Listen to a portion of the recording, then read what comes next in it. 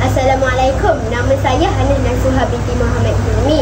Saya dari kelas 1 Ibnu Battuta. Hari ini saya akan membentangkan projek sains yang bertajuk Membina Sebuah Kaleidoskop. Kawan-kawan tahu tak apa itu kaleidoskop? Kaleidoskop ialah sejenis alat optik yang menghasilkan corak berulang disebabkan oleh pantulan cahaya dalam cermin satah.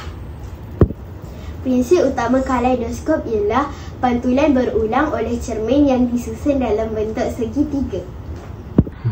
Bahan dan radas yang diperlukan ialah bekas berbentuk silinder. Saya menggunakan Mr. Potato. Yang kedua, kita perlukan 2 cakra plastik. Yang ketiga, cardboard hitam berbentuk bulatan. Yang keempat, kad cermin. Yang kelima, manik yang berwarna-warni. Yang keenam, kertas untuk hiasan. Yang ketujuh, gam. Yang ke-8, gunting. Yang ke-9, pita selofan.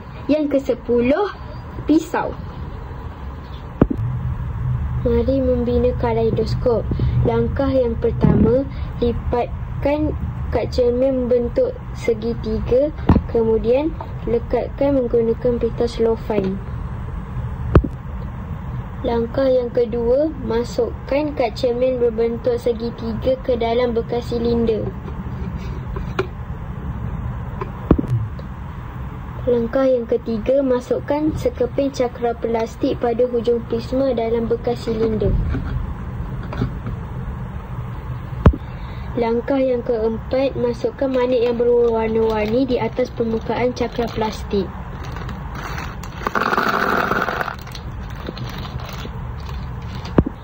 Langkah yang kelima, lekatkan cakra plastik yang kedua pada hujung permukaan bekas silinder.